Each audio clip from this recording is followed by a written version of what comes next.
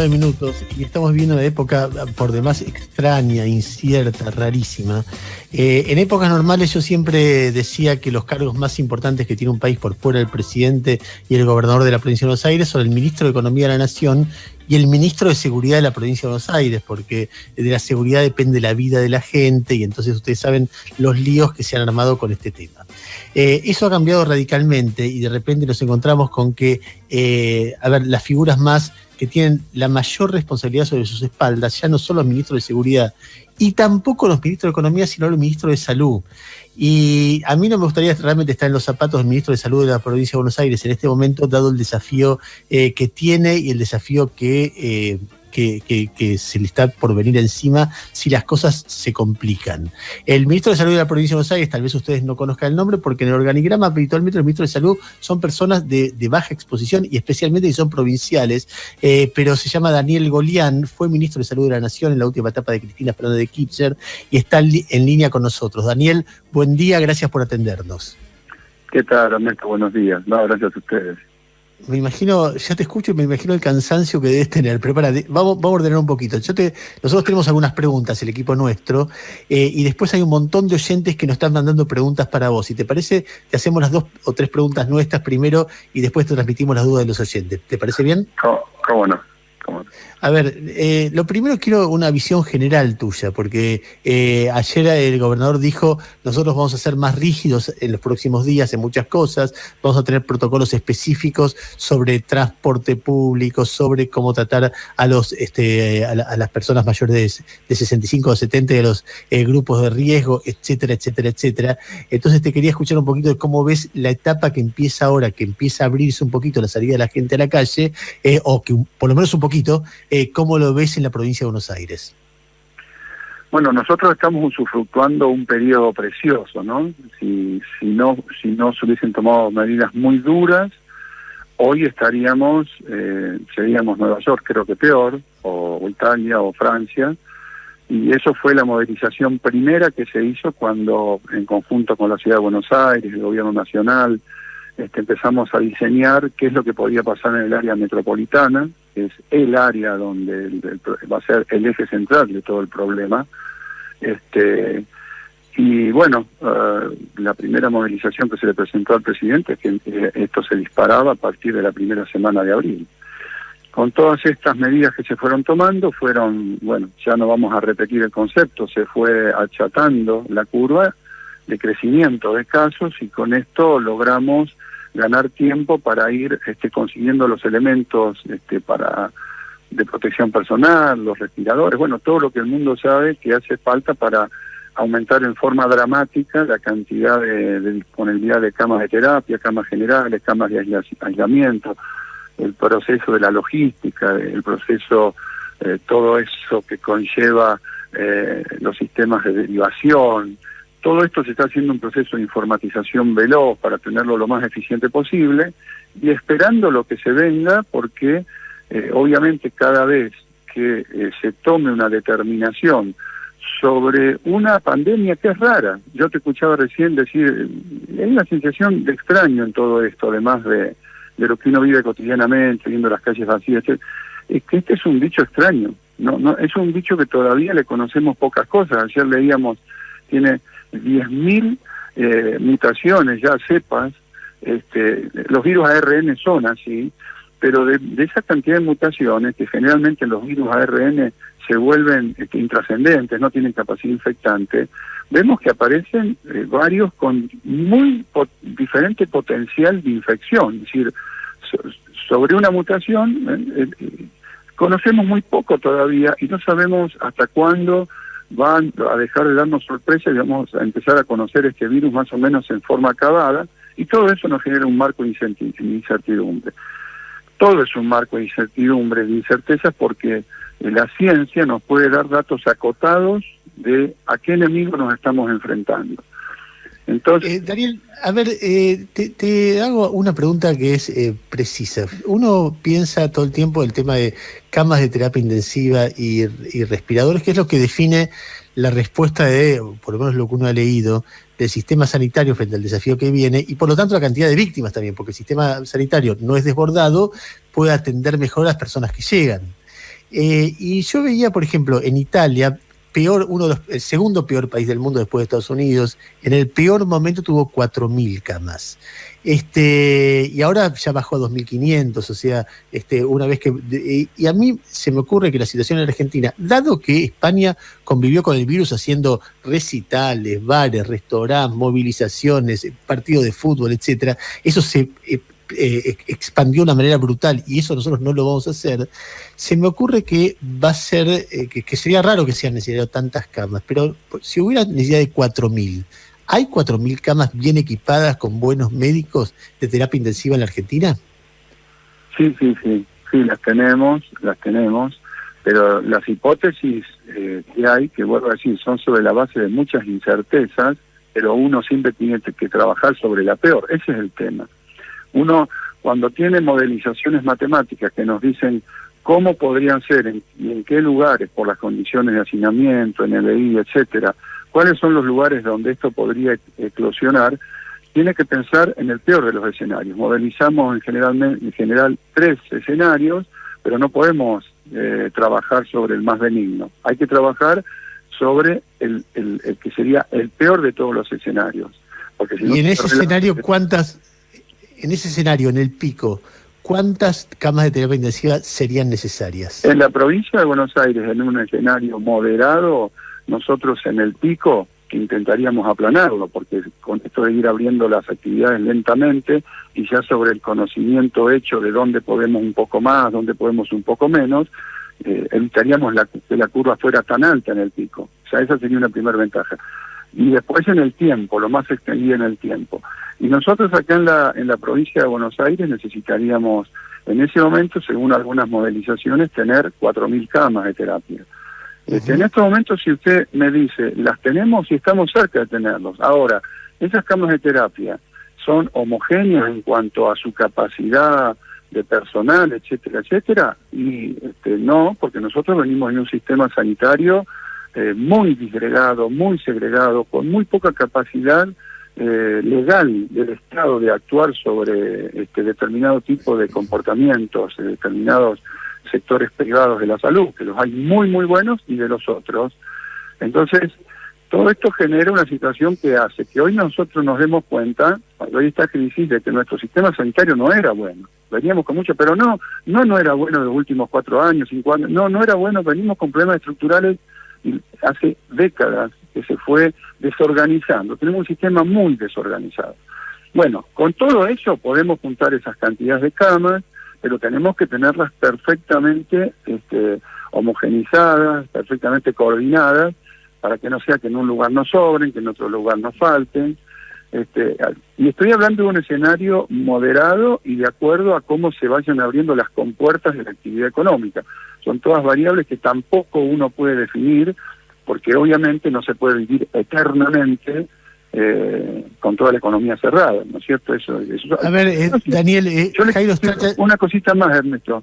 Decime. Mire, en estos momentos, y eso lo hablábamos con la representante de la Organización Mundial de la Salud, Mirta Roses, cuando suceden estas crisis, el sistema se aboca tanto, pero tanto, a atender la crisis. En estos momentos nosotros tenemos el 30% de las consultas médicas. Esto quiere decir que hay gente que no se está controlando la diabetes, no se está controlando su arritmia, no sé, porque no está en cuarentenada y con dificultades o con temores o con miedos para ir al médico, y esto también después tiene su repercusión en la salud. Jairo, dale. Sí, ministro Golián, buen día, Jairo Estracha lo saluda.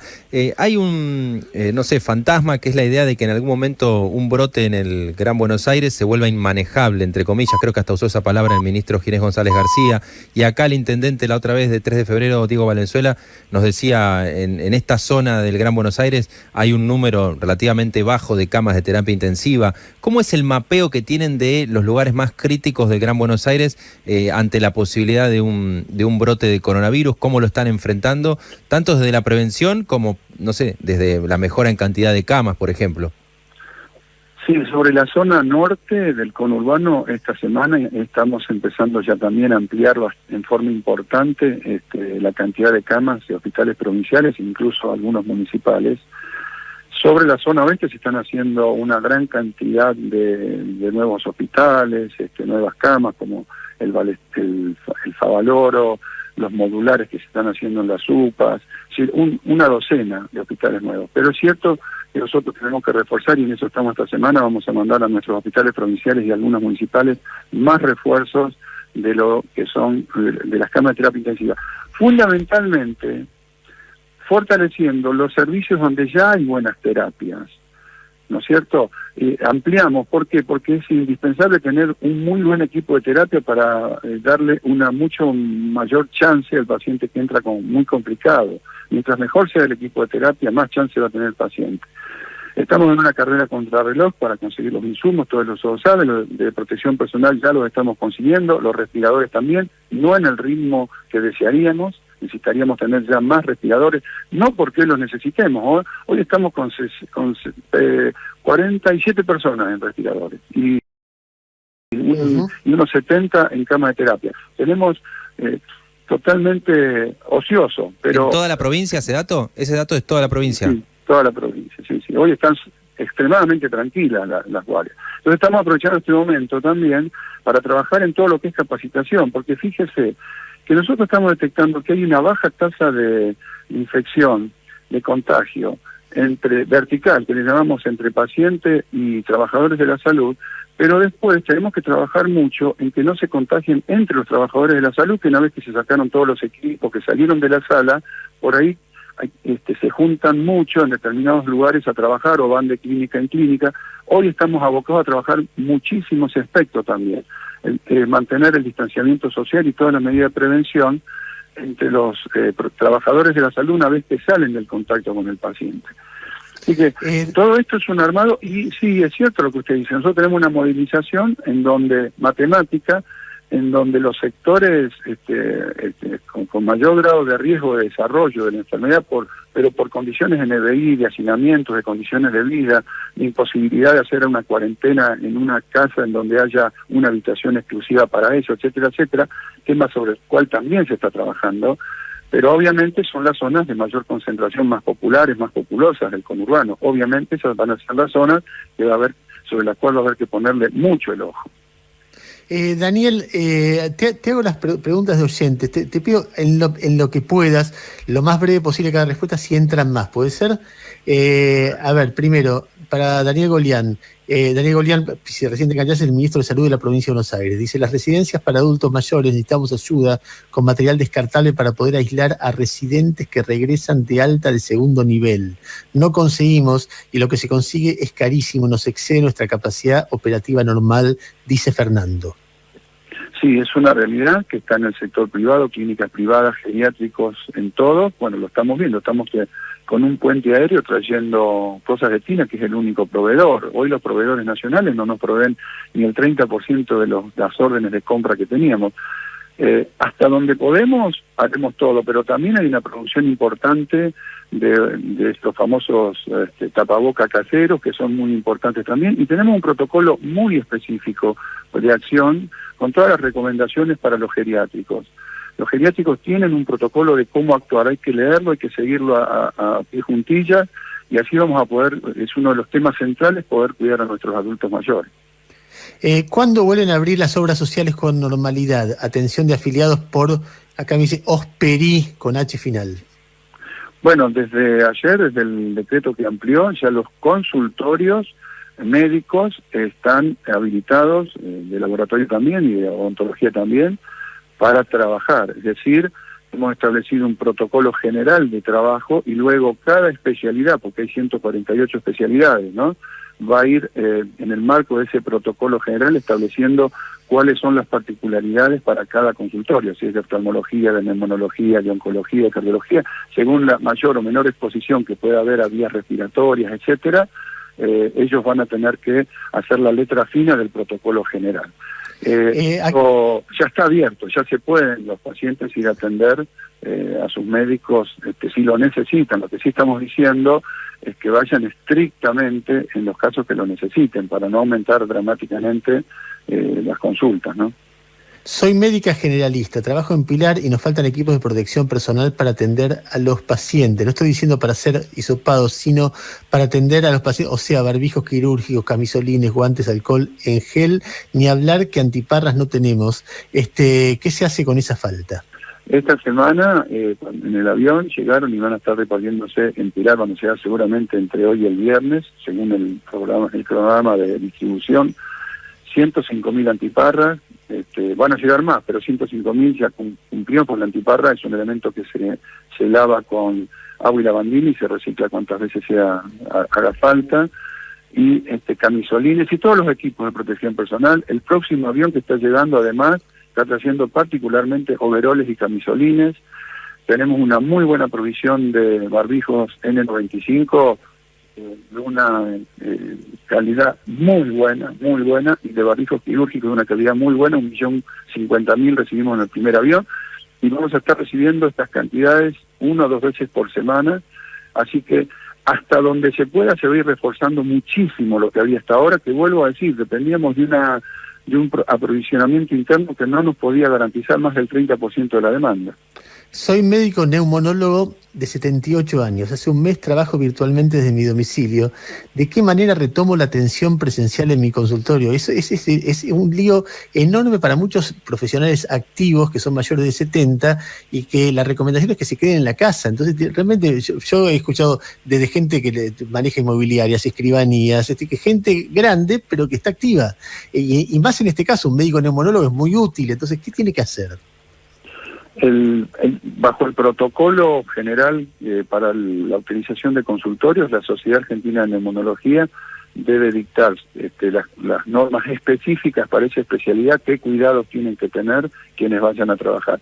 Obviamente quien trabaja con vías respiratorias van a tener que tener una cantidad de cuidados que establecerá la asociación, que tiene su parte de expertos. Recomendará estrictamente para esa especialidad qué es lo que hace falta sobre el protocolo general que se ha dictado. Quienes trabajen, por ejemplo, los odontólogos también, ¿no? Odontólogos estamos aconsejando solo emergencias y atenderlas con los equipos de máxima protección, porque están trabajando con vías aéreas abiertas y a poca distancia, con lo cual se generan aerosoles, se usan la turbina, etcétera. Todo esto se va a ir protocolizando, no es obligatorio volver, se habilita a los que quieran volver a que vuelvan. Así que para la respuesta... Aún siendo mayor de 70. No, por supuesto que, a ver, en este caso una persona mayor de 70 tiene todo el derecho de quedarse en su casa y ir a trabajar.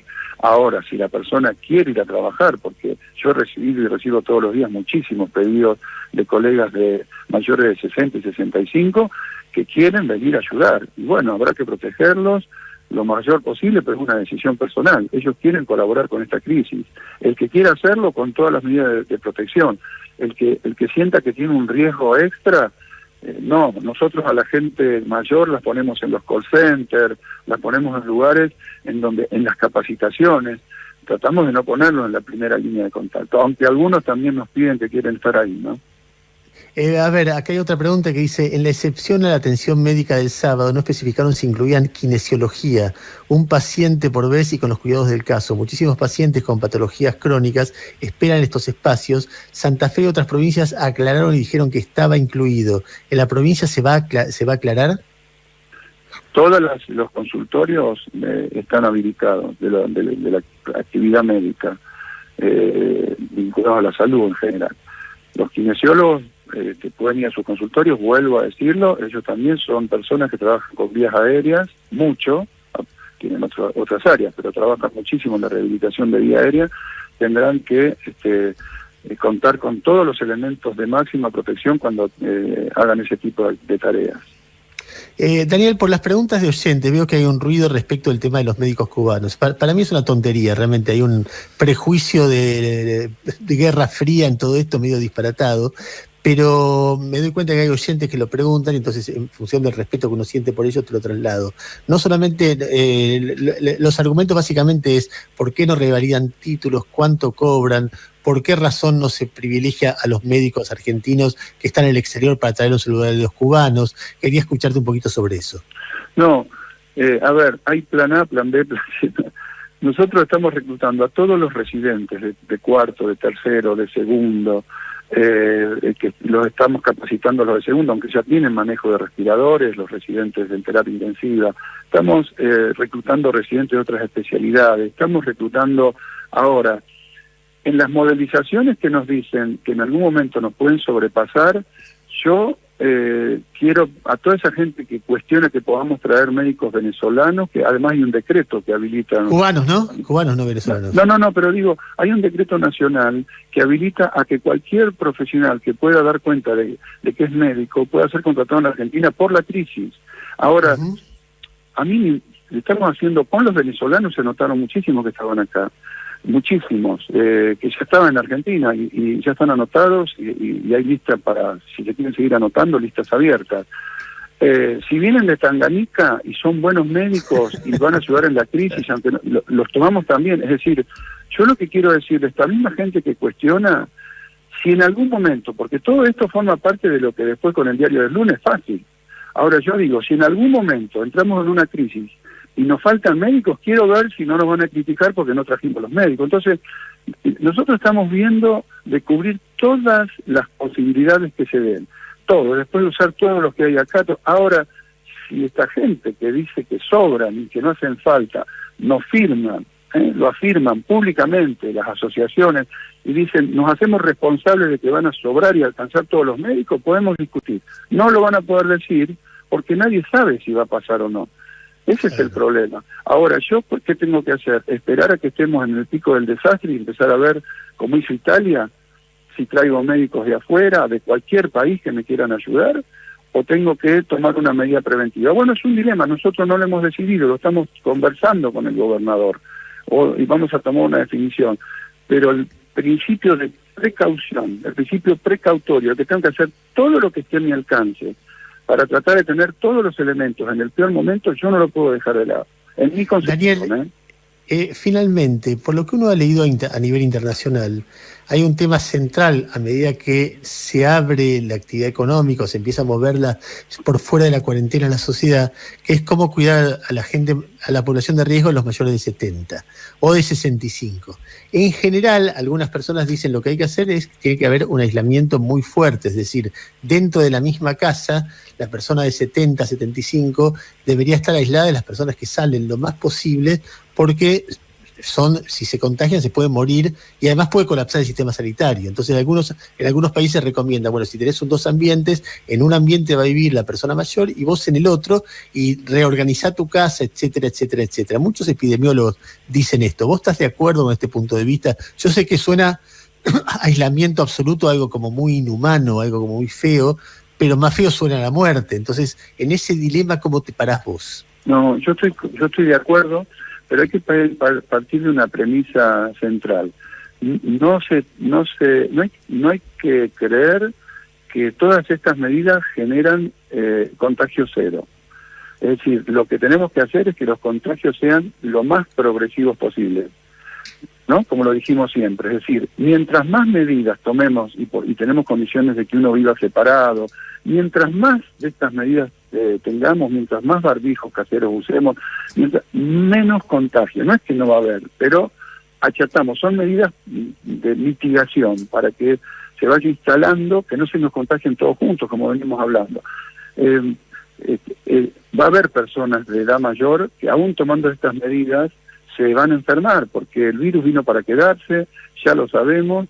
El tema es que no, tomando la mayor cantidad de estas medidas, logramos que preservar algunos y que otros que se enfermen lleguen a tiempo y que se enfermen menos y que tengamos las terapias disponibles si las necesitan para los que se enfermen.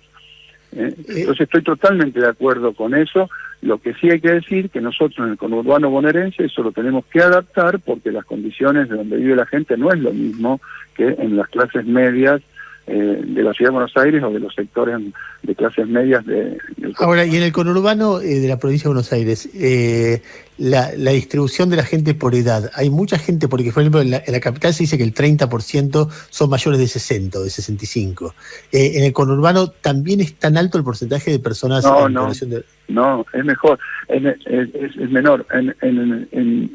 El primer cordón se comporta muy similar en porcentajes en estas poblaciones muy envejecidas, ¿no?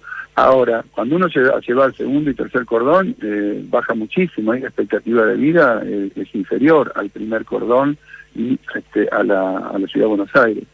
Ahora, nosotros ahí sí estamos desplegando con todas las potencialidades del gobierno nacional y de los municipios principalmente, dispositivos territoriales de cuidado de los adultos mayores.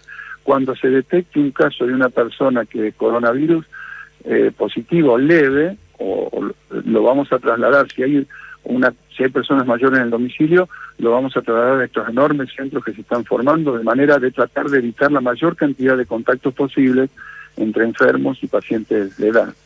Es todo positivo. ¿Hasta dónde lo vamos a lograr?